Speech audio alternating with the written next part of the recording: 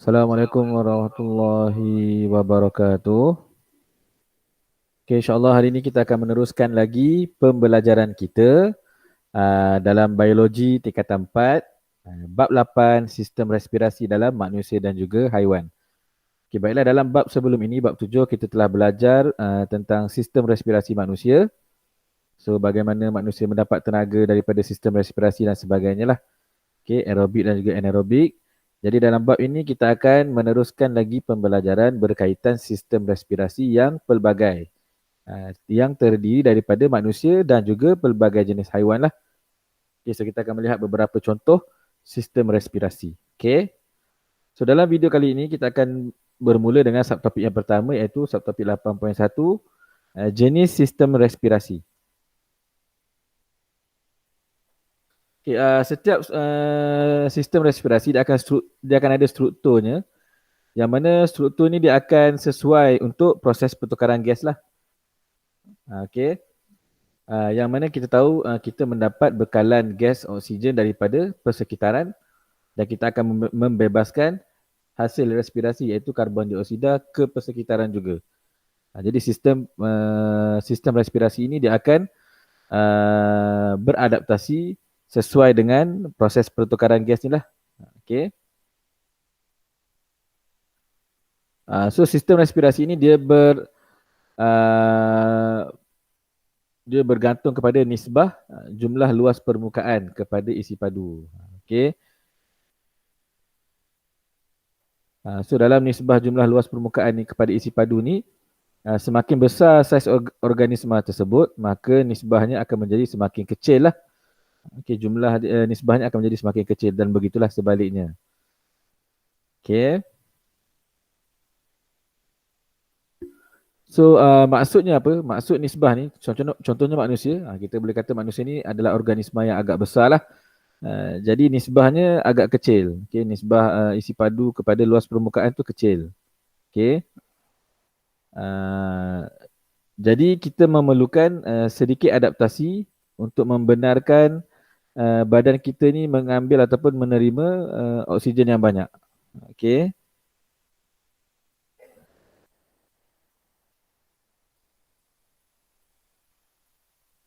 Okay, dan sistem respirasi manusia yang akan kita pelajari nanti, dia akan menerangkan bagaimana organisma seperti manusia ni meningkatkan nisbah luas permukaan kepada isi padu lah. Okay. So kebiasaannya organisma yang bersaiz besar ni dia akan memerlukan struktur respirasi yang khas lah. Okay, untuk apa? Untuk pertukaran gas yang lebih cekap. Okay, untuk membenarkan kita bernafas dan sebagainya lah. Okay, itu adalah intro kepada tajuk ni. Okay, kenapa organisma kompleks ataupun organisma yang besar mempunyai sistem respirasi yang khas ataupun yang kompleks lah. Okay.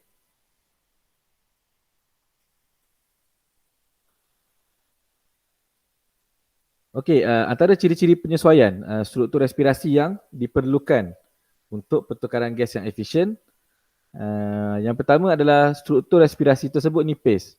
Nipis yang macam mana? Nipis dia adalah setebal satu sel sahaja. Kerana apa? Apabila struktur ini nipis, setebal satu sel, dia akan memudahkan resapan gas berlaku pada kawasan tersebut. Okey. Yang kedua, struktur respirasi tersebut perlulah sentiasa lembab, yang mana kelembapan struktur tersebut akan membenarkan gas itu melarut di dalamnya. Dan yang ketiga, kebiasaannya struktur respirasi tersebut akan dilengkapi dengan jaringan kapilari darah yang sangat banyak kan, yang berjuta-juta dan sangat complicated lah kecuali serangga. Yang mana jaringan kapilari inilah yang akan membantu menambahkan jumlah ataupun menambahkan resapan gas pada manusia. Okey. So kita lihat struktur respirasi serangga dahulu dan apakah penyesuaiannya. Okey. So sistem pernafasan serangga kita panggil dia adalah sistem trakea. Okey, sistem trakea. Yang mana pada abdomen serangga ni kita akan dapati akan ada liang kecil lah. Okey, yang akan ada liang kecil yang kita namakan dia sebagai spiracle. Okey. Kalau manusia ni senang lubang hidung lah. Okey. Apa tugas spirakel? Spirakel ni dia membolehkan udara masuk ke dalam tiub udara dalam sistem trakea tersebutlah, dari udara di persekitaran akan masuk ke dalam serangga melalui spirakel ni. Okey. Okay, so trakea ni dia akan bercabang membentuk salur yang lagi kecil, kita namakan sebagai trakeol lah. Trakeol. Okay, trakea bercabang kepada trakeol. Okay. So resapan akan berlaku pada kawasan trakeol ni lah. Dan trakeol ni kita boleh katakan dia merupakan permukaan kepada respirasi serangga tersebut. Okay. So pada trakeol ni akan ada beberapa ciri-ciri lah dah, disebabkan itu adalah tempat resapan. So akan ada ciri-ciri yang akan uh, meningkatkan jumlah resapan tersebut, kadar resapan tersebut. Okay. Yang pertama ciri-cirinya adalah bilangan trakeol yang banyak, di mana bilangan trakeol yang banyak ini dia akan menyediakan jumlah permukaan yang luas lah untuk pertukaran gas. Yang kedua, dinding trakeol itu adalah nipis dan juga lembab. Yang mana dinding trakeol yang nipis dan lembab ini boleh menyebabkan gas oksigen meresap dengan mudahlah ke dalam sel dan membantu karbon dioksida meresap keluar. Okey, dalam kadar yang cepat. Okey, dan sesetengah serangga ni dia tak semualah, sesetengah serangga dia akan ada kantung udara dalam sistem trakea dia. Macam reserve tank lah. Okey, di mana kantung ni dia akan diisikan dengan udara, di mana fungsinya adalah untuk mempercepatkan penghantaran gas, terutamanya apabila serangga tersebut menjalankan pergerakan yang cergas ataupun sedang, kalau contoh belalang tengah melompat dan sebagainya lah. So kalau tak sempat nak bernafas melalui spirakel tu udara, dia akan ada kantung udara, yang mana kantung udara ni macam reserve tank lah, dia akan membekalkan udara. Okay, so ni adalah keratan rentas kepada sistem trakea dalam belalang. Okay, sangat simple. Kita ada lubang udara ataupun kita panggil spirakel pada abdomen dan juga trakea. Okay, trakea dia akan bercabang kepada trakeol yang lagi kecil lah. So resapan berlaku pada bahagian trakeol. Okay, kalau perasan belalang ni antara salah satu serangga yang ada kantung udara. Okay. Okay, kalau perasan trakeol ni dia akan terus bersambung kepada sel badan. So lepas trakeol, gas tersebut akan terus masuk kepada sel badan lah. Okay, haiwan seterusnya kita akan lihat adalah ikan. Okay, apakah sistem respirasi ikan dan apakah penyesuaiannya? Okay, so siapa yang tak pernah tengok ikan? Cikgu rasa semua pernah tengok ikan kot. Okay, siapa yang tak pernah tengok ikan? Ikan bernafas ataupun struktur respirasi ikan adalah insang. Okay, di mana dalam insang ini akan ada barisan yang kita panggil sebagai filamen, yang mana filamen ini disokong oleh lengkung insang. Okay. So resapan gas berlaku pada filamen lah. Okay. So apakah ciri-ciri filamen yang membolehkan pertukaran gas berlaku dengan cekap? Okay, yang pertama, filamen ni dia akan ada banyak unjuran yang nipis dan pipih, yang mana kita sebut sebagai lamela. Okay. So yang terjuntai-juntai ni filamen. So kalau kita zoom lagi dalam filamen tu, kita akan nampak akan ada unjuran nipis yang kita panggil dia sebagai lamela. Okay. So bilangan filamen dan lamela yang banyak ni, dia akan memberikan luas permukaan yang besar lah. Sama seperti trakeol tadi pada belalang tadi. Yang mana luas permukaan yang besar ni, dia akan membenarkan pertukaran gas yang cekap lah. Okay. Manakala membran lamela tu, okay, lapisan membran lamela itu nipis dan akan dibekalkan dengan banyak kapilari darah. So ada nampak tak persamaan dia dengan antara ikan dan juga serangga ataupun belalang. Cuma sistem tu kita akan panggil nama yang berlainan lah, kerana dia ada pada organisma yang berlainan. Okay. So disebabkan banyak kapilari darah, maka dia akan memudahkan peresapan dan pengangkutan oksigen serta karbon dioksida. Okay. So itu pada ikan. Seterusnya kita akan lihat kepada katak. Okay, apakah struktur respirasi bagi katak dan penyesuaiannya? Okay. Katak ni dia unik, dia boleh bernafas melalui kulit dan juga paru. Okay. Pada bahagian kulit, Okay, bila katak ni dia kurang aktif, dia katak ni dia sekadar menggunakan kulit lah untuk pertukaran gasnya. Okay, yang mana kulit katak ni dia sangat nipis. Siapa yang pernah pijak ke, bedah ke kan, ataupun potong katak ke, makan ke tak tahulah kan. Dia kulit dia adalah sangat nipis dan dia sangat telap kepada gas respirasi. Okay. Di samping itu kulit yang lembap juga ataupun kulit katak ni memang lembap lah berair, dia akan membenarkan gas respirasi melarut.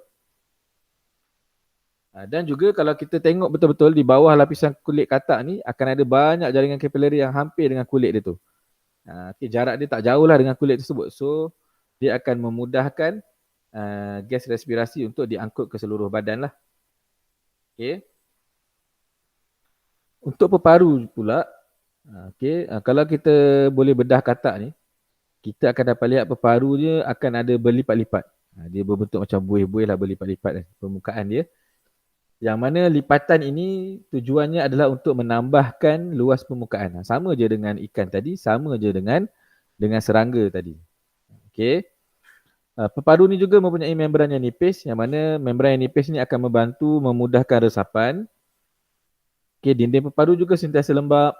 Sama je kan, nampak macam sama dalam ketiga-tiga organisma ni. Yang mana bila lembap, dia akan membolehkan gas respirasi melarut. Dan juga syarat yang keempat, peparu ni juga dikelilingi ataupun mempunyai jaringan kapilari yang banyak lah.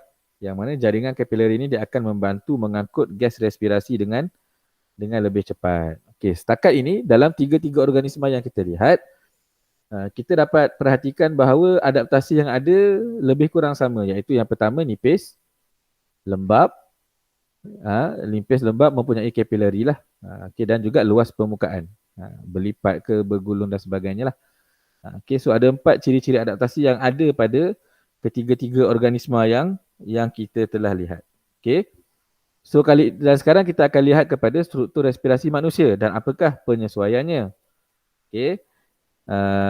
Cikgu rasa semua dah tahu serba sedikit tentang sistem respirasi manusia. Kamu telah belajar dalam sedikit asas dalam sains tingkatan 3 dah silap cikgu kan. So kamu dah tahulah apa yang ada dalam sistem respirasi manusia. So dalam struktur respirasi manusia kamu akan berjumpa perkataan ataupun struktur yang kita namakan sebagai alveolus. Yang mana resapan akan berlaku di situlah. So alveolus ni akan mempunyai ciri-ciri pertukaran, mempunyai ciri-ciri yang mana akan membenarkan pertukaran gas dengan cekap. Okay, yang pertama bilangan alveolus yang banyak lah. Di mana bilangan alveolus yang banyak dia akan menyediakan jumlah permukaan yang besar. Macam sama je dengan tiga organisma kan, betul? So luas permukaan yang besar yang pertama. Yang kedua, dinding alveolus ni sentiasa lembap. So kita tahu bila dinding sesuatu membran tu lembap, maka gas respirasi iaitu gas oksigen dan karbon dioksida boleh melarut dengan mudah. Okey.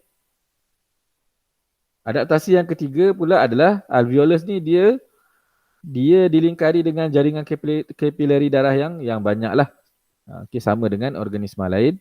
Yang mana jaringan kapilari darah yang banyak ni dia boleh mempercepatkan peresapan. So ada banyak tempat boleh meresap gas respirasi.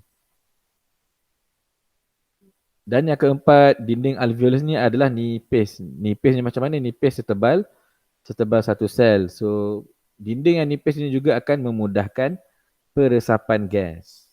Okay. So setelah kita lihat manusia serta 3 organisma yang kamu perlu belajar, serangga, ikan dan juga katak, kita akan dapat lihat sedikit persamaan di antara keempat-empat sistem respirasi tersebut. Okay. Yang pertama, persamaan yang kita dapat lihat adalah kesemua struktur ni akan ada nisbah jumlah luas permukaan yang besar. Yang kedua, kita akan dapat lihat kesemua struktur respirasi ni nipis setebal satu sel. Yang ketiga, kita akan dapati struktur respirasi ni sentiasa lembap. Dan yang keempat, kita akan dapati di sekeliling struktur respirasi ini akan ada jaringan kapilari darah yang banyak lah. Kecuali serangga di mana tracheol dia akan attach secara direct pada bahagian sel ataupun tisu serangga tersebut lah. Okay, so ada 4 persamaan. Tapi ada sedikit perbezaan dari segi ciri, struktur dan juga nisbah jumlah luas permukaan lah. Sini pun cikgu screenshot direct daripada buku teks, kamu boleh lihat lah. Di mana struktur respirasi serangga namanya tracheol, ikan namanya filament, okay, katak kita ada kulit dan paru manusia namanya alveolus. Okay. So akan adalah beberapa perbezaan. Okay, sampai di sini saja untuk subtopik 8.1. Kita akan berjumpa dalam video seterusnya, topik 8.2. Saya harap semua dapat faham pengenalan tentang tajuk 8. Okey, sekian. Assalamualaikum warahmatullahi wabarakatuh.